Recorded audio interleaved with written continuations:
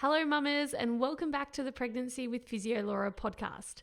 Today's episode is a Q&A style, answering all of your most popular questions about my postpartum journey so far. So this is episode 6 of 7 in my pregnancy and birth podcast series. So if you haven't already listened to the first 5 episodes, go back and give them a listen at some stage because I explain the entire pregnancy and birth story that led me to this postpartum recovery, plus how my first 6 weeks of recovery has looked so far. In today's episode, I share my daily rituals to fill my cup up, life hacks to relieve household burden, supplements and nutrition after birth, the best things I did to prepare myself before birth, things that surprised me after birth, the difference in recovery between my C-sections and vaginal deliveries, and my must-have products to use in the postpartum recovery period. Now, let's get into episode 6 of this 7-part pregnancy and birth series, answering all of your most commonly asked questions about my postpartum journey so far. Enjoy! Hello, ladies. I am jumping on the podcast today to answer some common questions that I have been asked about my postpartum recovery period and postpartum life in general. So I put a question box up on my Instagram and asked you guys to ask me all the questions that I guess I haven't already covered in my postpartum podcast series. So I've just picked a couple of questions, about 5 questions that I haven't already answered. But if you want to hear me talk about my more in depth about my physical or emotional recovery and how I was feeling and my rhythms and what I was doing day to day in that first 6 weeks, make sure you go back and listen to those podcasts. So I'm going to jump straight in.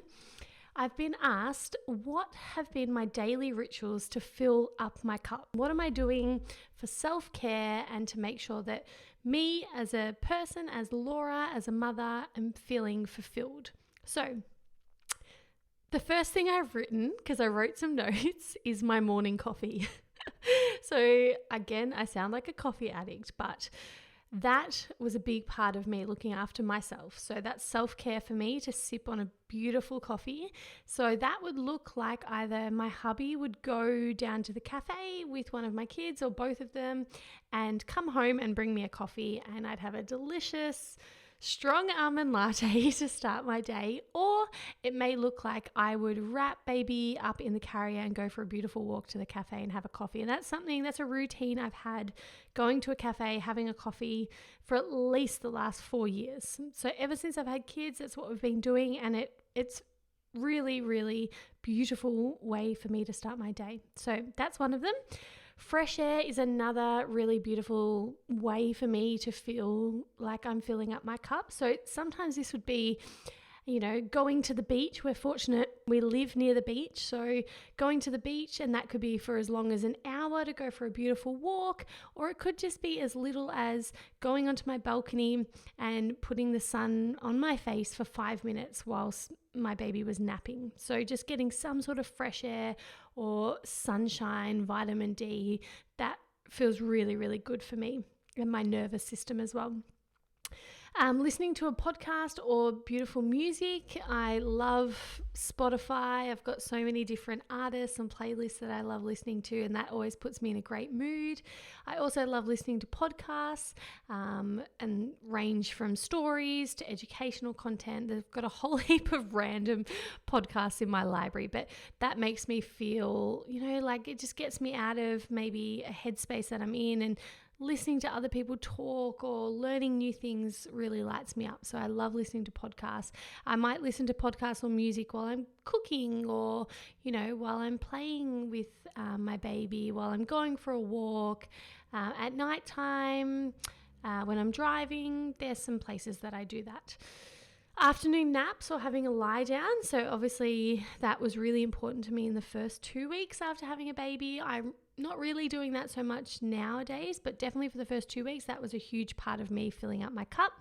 And solo showers in the morning after the baby was fed. That was another really important cup filler for me. So I would make sure the baby was fed, and then I would go and have a quick shower. So my hubby was home to help look after her, but if he wasn't, I imagine that I probably would have waited till she has her first nap, and then I would have gone and had a shower, or I would have put her in like the bouncer and made sure she was happy and then put her in that while I had a shower. But just having a nice solo hot shower in the morning was a really beautiful way for me to feel like I was fulfilled.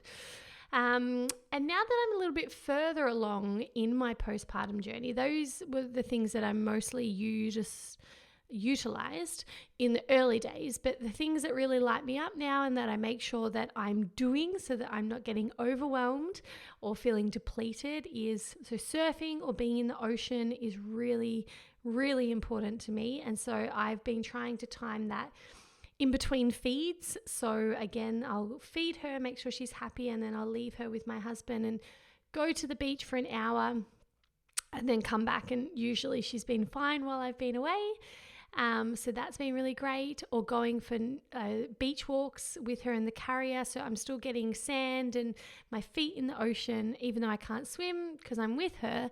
It still feels like it's ticking that box for me, and I feel really, really good after being near the ocean.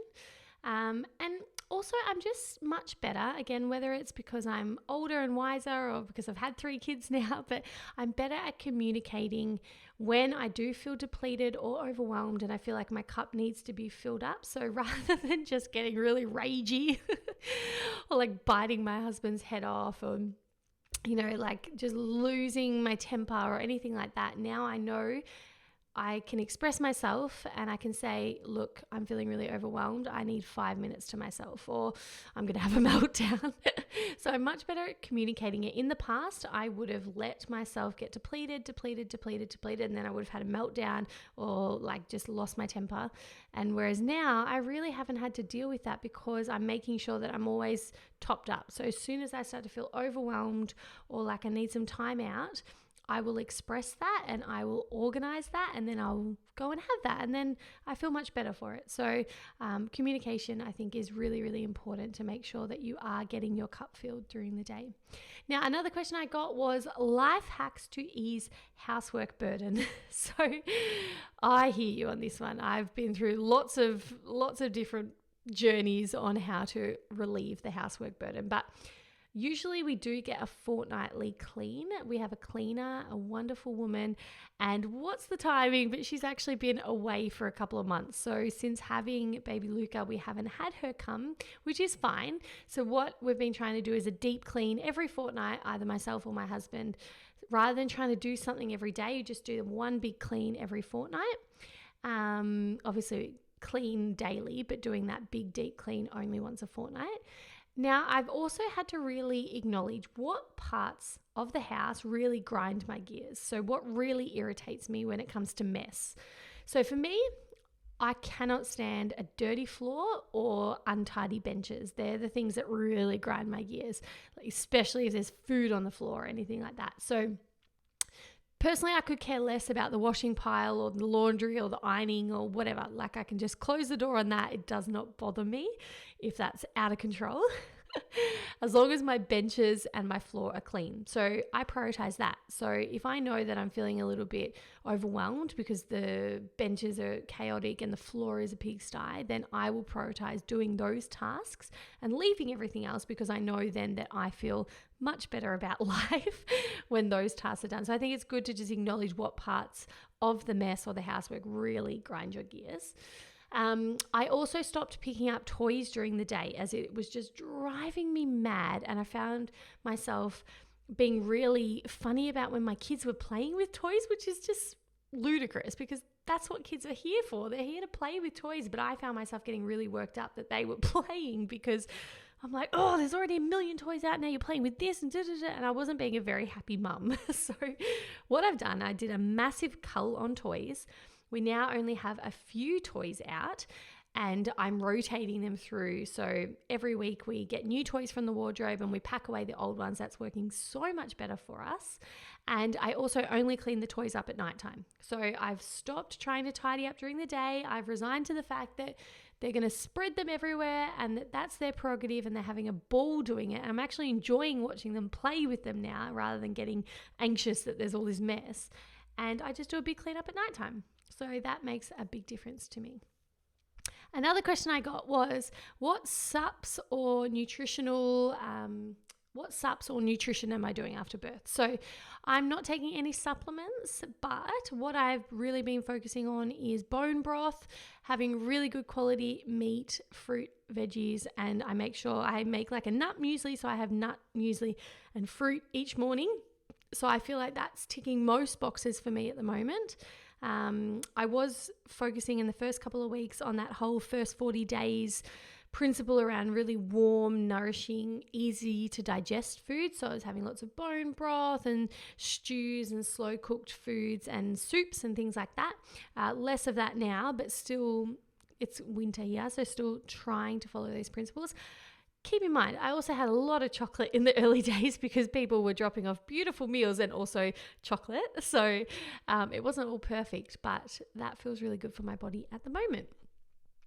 Next question is the best thing I did before birth to set myself up for after birth. So I would say guaranteeing that my husband had the full 2 weeks off work. So really having a good conversation with him and saying, I am not responsible for my other 2 kids at all for the first 2 weeks. Pretend I'm not here. I'm only in charge of the baby. Having that conversation was really, really good because it set the expectation for those first 2 weeks and it took the pressure off me, like I mentioned in another podcast, not for anyone else, but because I knew I would put pressure on myself to do too much. So it gave myself the permission so that I could just rest. So that was really, really good. And the meal train for sure. So I got my girlfriends to organize a meal train and I had 6 weeks, probably roughly 3 or 4. It wasn't every night we had a meal drop because to be honest, that probably would have felt quite overwhelming because that's a lot of food. But probably had about 3 or 4 meals a week for a good, 4 weeks or 5 weeks. And that was amazing. That was so helpful. And I would organize that for any friend moving forward having a baby. It was amazing. Okay. Any surprises with my recovery after birth? So I would say the main surprise for me, given it was my first vaginal delivery and I had the tear and recovery from that to deal with, the main thing that surprised me was the pelvic floor heaviness and the throbbing discomfort that I had for those first couple of weeks to a month. I wasn't expecting that at all. Now, a lot of questions came through asking me about the difference in recovery for me between my vaginal delivery versus my cesarean section. So for those who aren't up to scratch, I suggest you go back and listen to all of my podcasts, but I've had 2 C-sections and then I've had a vaginal delivery. So I would say the biggest differences for me, there was definite pros and cons for both, for sure. So early days with my C-section, I would say most day-to-day movements felt quite difficult and I felt very weak and vulnerable. So I remember things like getting in and out of bed, getting in and out of the car. I felt very vulnerable and very weak around my midsection. However, pain-wise, I had no pain after my cesarean sections. I did take pain medication for the best part of the first week, but then nothing after that. And fortunately, I was pain-free and had no complications. My pelvic floor had felt completely fine. And by 6 weeks after a Caesar, I honestly felt like I could do most things. So I could have gone for a run. I didn't, but I felt like I could have gone for a run or done most forms of exercise. Versus my vaginal delivery, in those early days, it was so much easier to get around in terms of just, you're getting in and out of bed and your movement so much easier. I didn't feel vulnerable around my midsection. I didn't feel like I could fall apart. I felt much more strong and steady and stable and much more able in terms of my movements. However, the pelvic floor throbbing and the heaviness that I experienced certainly made me feel a lot more pain. So I had been pain-free post C-sections and then interestingly was dealing with this pain and discomfort after my vaginal delivery, which I know is not the case for everyone. And I imagine it's mostly because I had the internal tear that had to recover. And the other difference is by 6 weeks, I definitely did not feel like I could run or do anything. So I would say the long-term recovery has been a little bit slower. But I also think that that's fantastic because it means that I'm not pushing my pelvic floor beyond its capabilities. So short term, I would say movement and everything was easier, but long term, yes, I remember by this stage after Caesars, I felt fine, whereas I'm still feeling like I'm recovering. But again, it would not change it for the world, to be honest. It's it's all fine. I wouldn't say that has put a dampener on me having a vaginal delivery. It's just different. I would have a vaginal delivery any day of the week.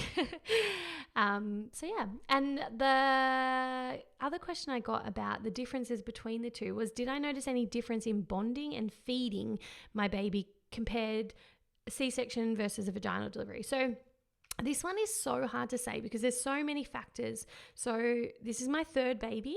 So I've done this already twice before. It's also potentially my last baby.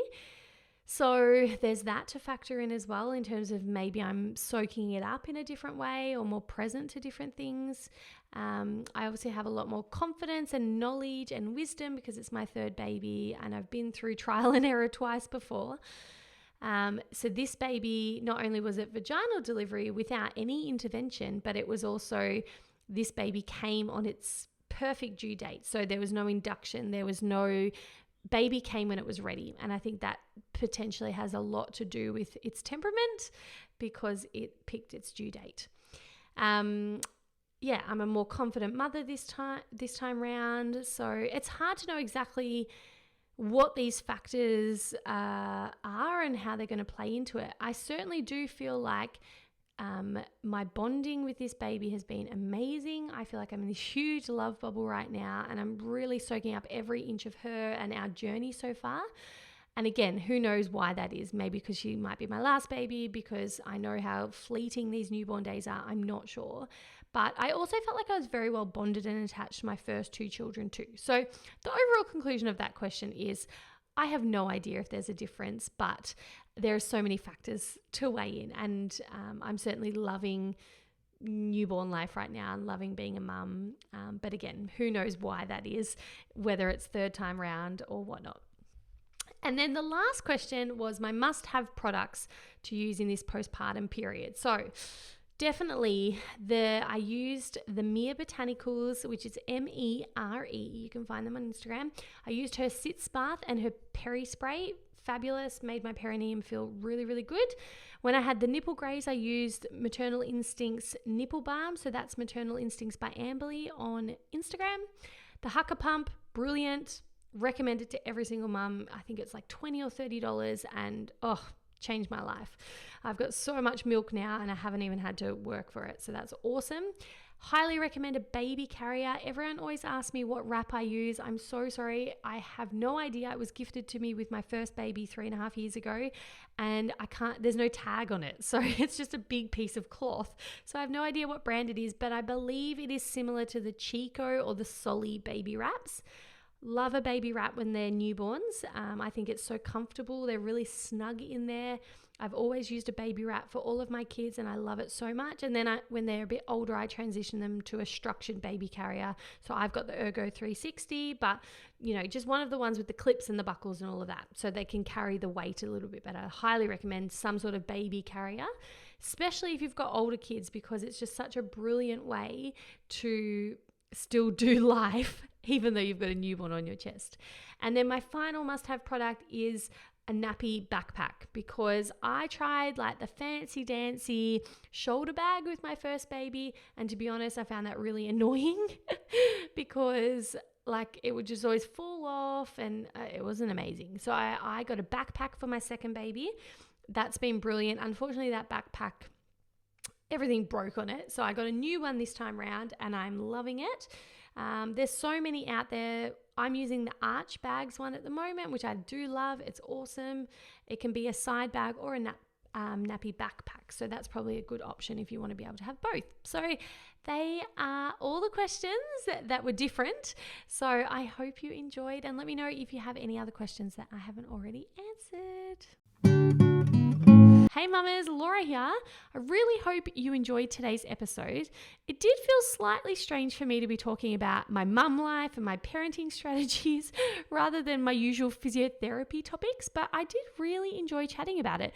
This is a classic conversation that I would have with my mum friends around the playground, so it was really cool to share this with you all on the podcast. Now, if you enjoyed the episode or you resonated with anything I shared, I would love to hear from you over on my socials at PhysioLaura.